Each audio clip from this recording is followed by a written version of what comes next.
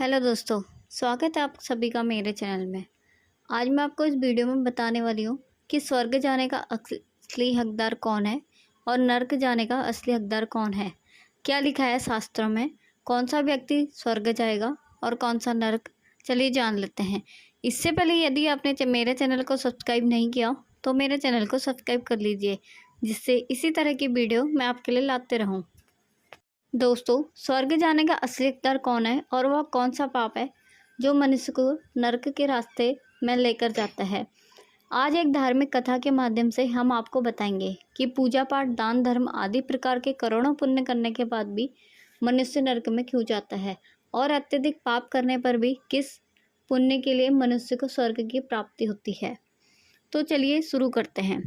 दोस्तों, मध्य देश की बात है। एक ही समय पर 5 मनुष्यों की मृत्यु हो जाती है और वह सभी यमलोक में पहुंच जाते हैं। यमलोक का दृश्य देखकर वे भयभीत हो जाते हैं। विशालकाय आकार वाले यमराज सुवर्ण से बने सिंहासन पर विराजमान होते हैं। उनके पास चित्रगुप्त बैठे होते हैं, जिनके पास सभी प्राणियों का लेखा जोखा रखा हुआ होता है। यम के दूत प्राणियों को आगे धकेल रहे हैं। कुछ मनुष्य जोर जोर से विलाप भी कर रहे हैं तो कुछ मनुष्य अत्यंत प्रसन्न होकर चल रहे हैं। स्वर्ग के द्वार से सुंदर प्रकाश दिखाई पड़ रहा है, जो वहीं नरक के द्वार से धधकती हुई अग्नि की ज्वालाएं दिखाई पड़ रही हैं।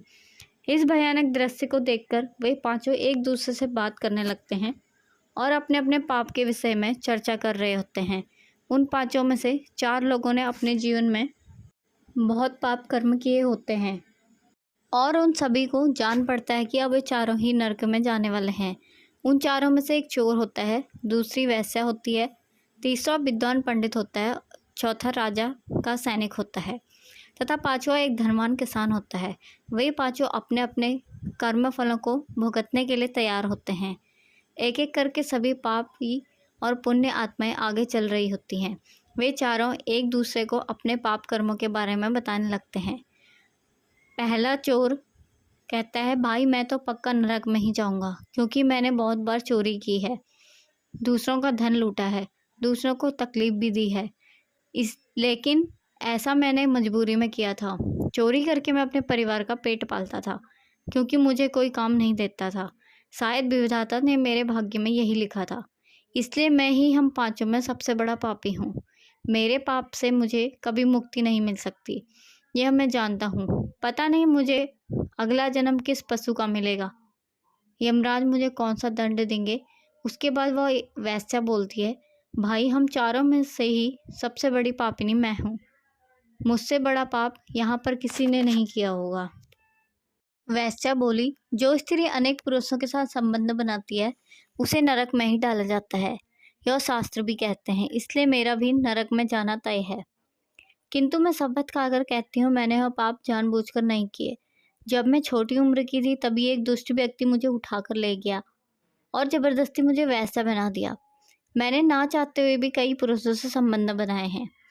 मेरे पास जीवित रहने के लिए यही एक उपाय बचा था। मैं करती भी तो क्या करती, मेरे पास इतनी शक्ति नहीं थी कि मैं उस दुष्ट पुरुष से लड़ सकूं। पता नहीं किस पाप के कारण मुझे इस जन्म में वैसा बनना पड़ा और ना जाने आगे मुझे किस पशु के रूप में जन्म लेना पड़ेगा। मेरे पाप से ही जान पड़ता है कि मैं पक्का नरक में ही जाऊंगी। उसके बाद वह सैनिक बोलने लगता है, भाई हम चारों में से सबसे बड़ा पापी तो मैं ही हूँ। मैंने बहुत बड़े पाप किए हैं। मैं राजा का सिपाही था, इसलिए मैं लोगों पर जोर जबरदस्ती करता था। मैंने कितने प्राण लिए हैं, ना जाने कितने मासूम लोगों को सताया है, ना जाने कितने निर्दोष लोगों को मेरे हाथ से दंड मिला होगा। यमराज मुझे कभी क्षमा नहीं करेंगे और मैं निश्चित ही नरक में ही जाऊंगा। लेकिन मैंने यह सभी पाप जानबूझकर नहीं किए। अपने प्राणों के भय से और परिवार के पालन पोषण के लिए मुझे यह पाप करना पड़े। हमारा राजा जो कहता था उसका पालन हमें करना ही पड़ता था। राजा के विरुद्ध भला कोई साधारण मनुष्य कैसे जा सकता है। यह सभी पाप करते हुए मुझे अत्यंत दुख भी होता था और मैं जानता था कि यह पाप करने से मुझे नरक की ही प्राप्ति होगी, किंतु परिवार के मोह वश होकर मैंने यह काम किया। लेकिन पाप तो पाप होता है, पाप करके पश्चाताप करने का क्या फ़ायदा, इसलिए मेरा नरक में जाना तो तय है। उसके बाद वह विद्वान पंडित बोलता है, भाई हम चारों में से सबसे बड़ा पापी तो मैं ही हूँ। तुम लोगों ने जो पाप किए हैं वह जाने अनजाने में किए हैं, या किसी ने तुमसे ज़बरदस्ती करवाए हैं, या मजबूरी में किए गए हैं। परंतु मैं तो विद्वान था, मैं सब सत्य असत्य जानता था, मुझे सच और झूठ का ज्ञान था। लेकिन फिर भी मैंने धन के लोभ में ये पाप किए हैं। शास्त्र कहते हैं कि जो सब कुछ जानबूझकर पाप करता है वह निश्चित ही नरक में गिरता है। मैंने अपने ज्ञान का दुरुपयोग किया है। मैंने अपने ज्ञान का उपयोग लोगों की सहायता के लिए नहीं बल्कि धन को कमाने के लिए किया है। मेरे घर की परिस्थिति अत्यंत गरीब थी। मेरे पिता भिक्षा मांगकर गुजारा करते थे, लेकिन मैंने अपने घर की गरीबी को दूर करने के लिए धन लेकर ज्ञान देने की चेष्टा की। शास्त्र कहते हैं, जो विद्वान ब्राह्मण अपने ज्ञान का दुरुपयोग करता है उसे निश्चित ही नरक में जाना पड़ता है। मैंने लोगों को ज्ञान देने के बदले उनसे धन लिया है, कभी किसी को मुफ्त में ज्ञान नहीं दिया। इसलिए आप चारों में से सबसे बड़ा पापी तो मैं ही हूँ और मुझे ही नरक में जाना पड़ेगा। उन चारों की बात सुनकर वह धनी किसान हंस पड़ा और बोलने लगा, तुम चारों में इतने बड़े पापी हो कि तुम लोगों को नरक में ही जाना पड़ेगा। तुम लोगों ने घोर पाप किए हैं और इसलिए यमराज तुम लोगों को कभी माफ़ नहीं करेंगे। यहाँ पर मौजूद मैं अकेला ही सबसे अधिक पुण्यवान हूँ। मैंने अपने जीवन में बहुत पूजा पाठ किया है, ब्राह्मणों को दान दक्षिणा दी है, मैंने मृत्यु से पूर्व गाय का दान भी किया है, और अब मेरे सभी पुत्र पौत्र मेरी आत्मा की मुक्ति के लिए बड़े कार्यक्रम का आयोजन भी कर रहे हैं। वे मेरे लिए श्राद्ध दान तर्पण कर रहे हैं, यज्ञ कर रहे हैं, इसलिए मैं सबसे अधिक पुण्यवान हूँ। मेरी 3 पत्नियाँ हैं और 10 पुत्र हैं। इतने लोग मेरी मुक्ति के लिए उपाय कर रहे हैं। और हाँ, मैंने अपने जीवन में जो भी पाप नहीं किया और जाने अनजाने में किए होंगे तो मेरे पुत्रों के श्राद्ध आदि के कार्यों से मेरे पाप का भी नष्ट हो जाएगा। मैं नित्य देव पूजा करता था, मंदिर जाता था, द्वार पर आए अतिथियों को भोजन कराता था।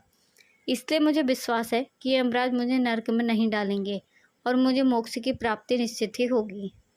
फिर वे पांचों धीरे धीरे आगे बढ़ने लगे और जब उनका समय आता है तो उन पांचों के पाप और पुण्य के कर्मों का मूल्यांकन किया जाता है। सबसे पहले बारी आती है उस चोर की और फिर चित्रगुप्त उसका लेखा जोखा निकालते हैं। कुछ देर तक विचार करने के बाद उसके पाप पुण्य का मूल्यांकन करने के बाद यमराज उसे स्वर्ग में जाने के लिए कहते हैं। इस निर्णय को सुनकर चोर आश्चर्य में पड़ जाता है और बड़ी ही प्रसन्नता से वह स्वर्ग के दरवाजे की ओर चला जाता है। दूसरी बार आती है वैश्या की। चित्रगुप्त उस वैश्या का लेखा जोखा निकालते हैं और कुछ देर तक विचार करने के बाद उसे पाप पुण्य का मूल्यांकन करके यमराज उसे भी स्वर्ग में जाने के लिए कहते हैं। इस विचित्र निर्णय को सुनकर वह वैश्या भी आश्चर्य में पड़ जाती है।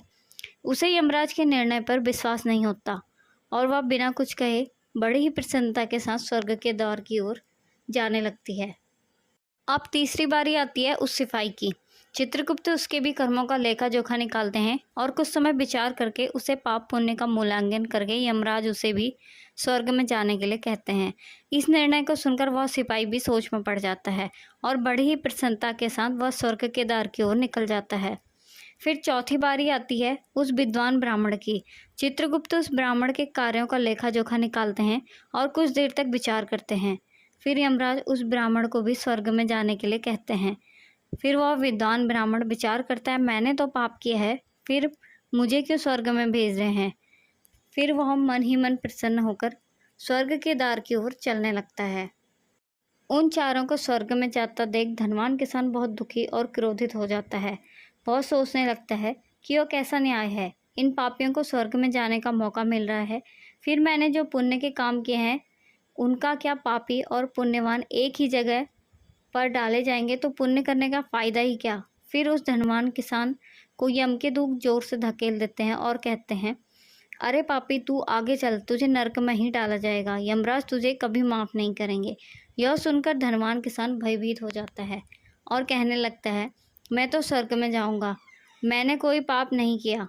फिर वह धनवान किसान यमराज के सामने आकर खड़ा हो जाता है। चित्रगुप्त उसके कर्मों का लेखा जोखा देखते हैं और उसके पाप पुण्य के कर्मों का मूल्यांकन करते हैं तो उसके पाप का पलड़ा भारी हो जाता है और यमराज उस धनवान किसान को कहते हैं, अरे दुष्ट, तूने तो बहुत बड़ा अपराध किया है, तू तो नरक में जाने के योग्य ही है। इतना सुनते ही वह किसान थर थर काँपने लगता है और यमराज से कहता है, हे धर्मराज, यह अन्याय है। मैंने तो जीवन में कोई पाप नहीं किए और पुण्य ही किए हैं। आप मुझे नरक में क्यों डाल रहे हैं? और मुझसे पहले जो 4 लोग गए थे वे तो घोर पापी थे। उन्होंने बड़े बड़े पाप और अपराध किए हैं। उन्हें तो आपने स्वर्ग में डाल दिया है। आप ऐसा अन्याय मेरे साथ क्यों कर रहे हैं? अगर ऐसा अन्याय होगा तो भला कौन सा मनुष्य धरती पर पुण्य करेगा? फिर यमराज कहते हैं, अरे पापी, जो तूने पाप किया है वह तो उन चारों के पापों के सामने कुछ भी नहीं है। तेरे एक पाप के कारण तेरा सारा पुण्य फल नष्ट हो गया है। यदि तूने वह पाप नहीं किया होता तो तू स्वर्ग में जा सकता था, लेकिन तूने वह पाप जानबूझकर किया है, इसलिए तुझे नरक में अवश्य जाना पड़ेगा। उस चोर ने तो मजबूरी में चोरी की थी, परंतु वह चोर तो दूसरों की भूख मिटाता था, गरीबों को दान करता था। उसने कभी किसी निर्दोष गरीब व्यक्ति के घर चोरी नहीं की। उसके पुण्य कर्म उसके पाप से अधिक थे, इसलिए वह स्वर्ग में गया। दूसरी जो वेश्या थी, उसने अपने मन से वेश्या नहीं बनी थी, उसे ज़बरदस्ती डाला गया था। और उस वेश्या ने न केवल अपने शरीर को पीड़ा दी है, बल्कि बाकी कार्य तो उसने पुण्य के ही किए हैं। वह पशु पक्षियों को रोज़ दाना डालती थी, जानवरों की सेवा करती थी, इसलिए उसका भी पुण्य पाप से बड़ा है। तीसरा वह सिपाही जिसने राजा के हुक्म का पालन किया था, किंतु उसने भी बहुत बड़े पुण्य के काम किए हैं। उसने कई बेसहारा लोगों की मदद की है, इसलिए वह भी स्वर्ग में ही गया है। और चौथा वह विद्वान ब्राह्मण, उसने अपने ज्ञान का दुरुपयोग अवश्य किया है, किंतु वह नित्य गाय की सेवा करता था, दान धर्म करता था, इसलिए उसके पुण्य पाप से अधिक थे और वह भी स्वर्ग में ही गया। इतना सुनकर वह धनवान किसान बोलता है, हे धर्मराज, इन चारों ने जो भी पुण्य किए हैं वह तो मैंने भी किए हैं, बल्कि उनसे ज़्यादा ही किए हैं। फिर भी मैंने ऐसा कौन सा पाप किया है जो मुझे नरक में भेजा जा रहा है? यमराज कहते हैं, हे दुष्ट, याद कर, तूने उस अबला विधवा नारी पर गलत लांछन लगाया था कि उसने तेरे घर में चोरी की है, और इसके साथ ही तूने उसके ऊपर कई अन्य गलत लांछन लगाए थे।